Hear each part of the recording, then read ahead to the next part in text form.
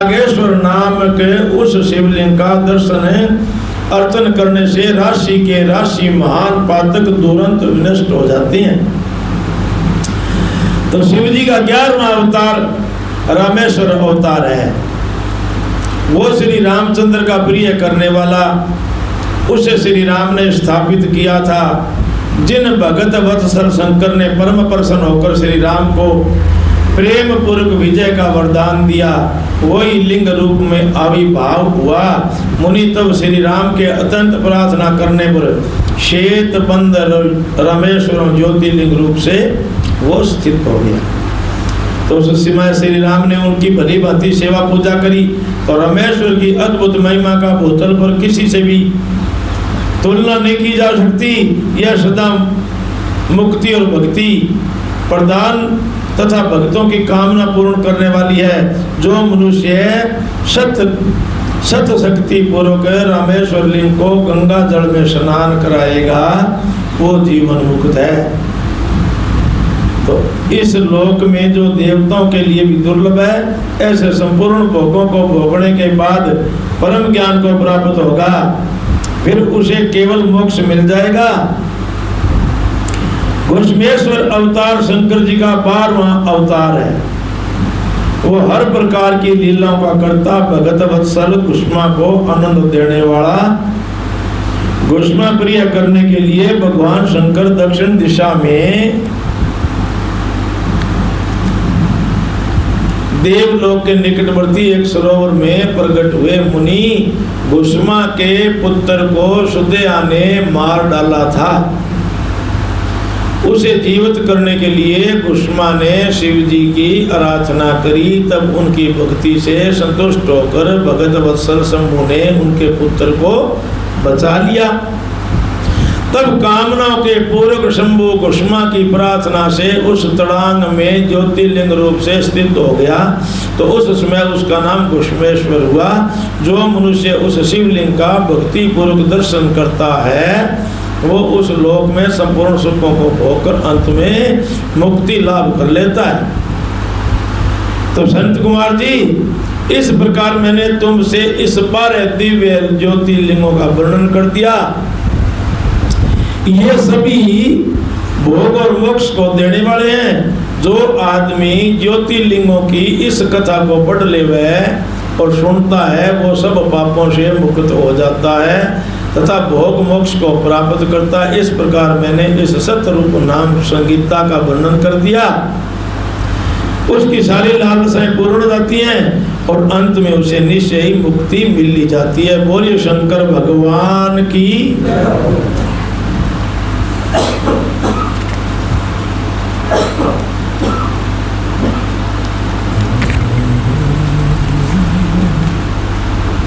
काशी आदि के विभिन्न लिंगों का वर्णन, अत्रीश्वर उत्पत्ति के प्रसन्न में गंगा और शिव के अत्रि के तपोवन नित्य निवास करने की कथा।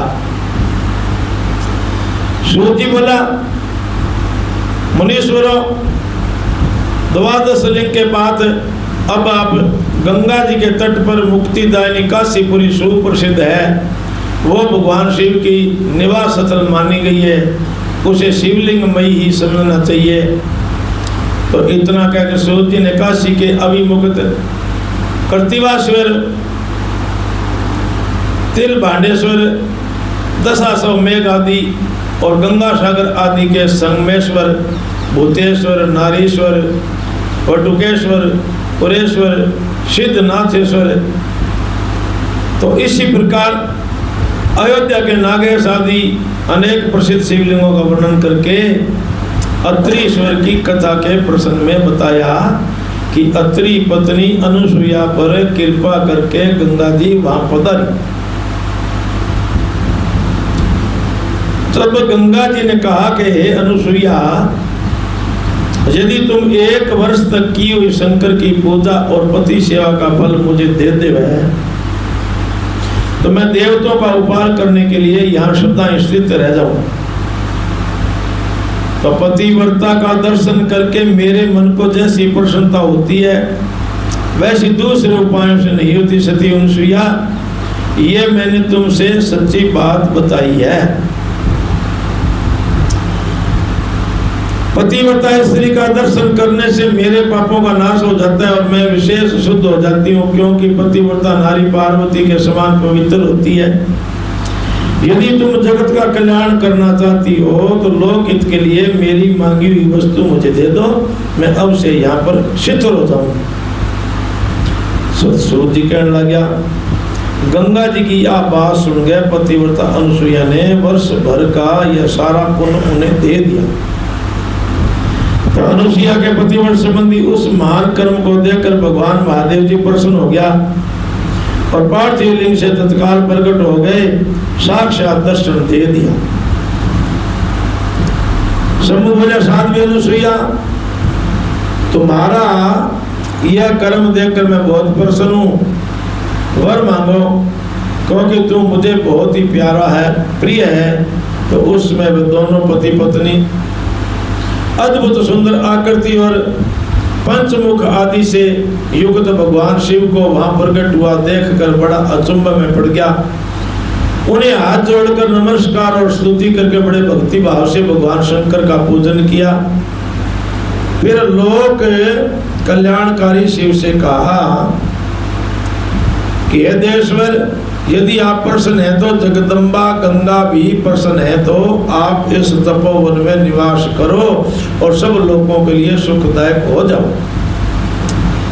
तब गंगा और शिव दोनों ही प्रसन्न होकर उस स्थान पर जहां से ऋषि शिरोमणि रहते थे वही प्रतिष्ठित हो गए। इन्हीं शिव का नाम वहां अनीश्वर हुआ। तदनंतर सूत जी ने जब बहुत से शिवलिंगों के कथा प्रसंग सुना दिए तब ऋषियों ने पूछा, महामती सूत जी, वैशाख शुक्ल सप्तमी के दिन गंगा नर्मदा से कैसे आई? तो इसका विशेष रूप से वर्णन करो।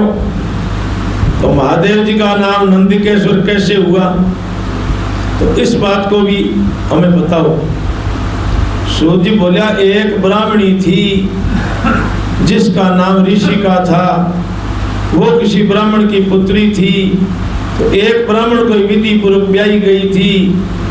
यद्यपि वह ब्राह्मण पत्नी उत्तम व्रत का पालन करने वाली थी तथा अपने पूर्व जन्म के किसी अशुभ कर्म के प्रभाव से बाल वैधवा को प्राप्त हो गई। तब वह ब्राह्मण पत्नी ब्रह्मचार्य व्रत के पालन में तैयार होकर पार्थिव भोजन पूर्वक अत्यंत कठोर तपस्या करने लग गई। तो उस समय मौका पाकर मूढ़ नाम से प्रसिद्ध एक दुष्ट और बलवान राक्षस, जो बड़ा ही मायावी था और काम बाण से पीड़ित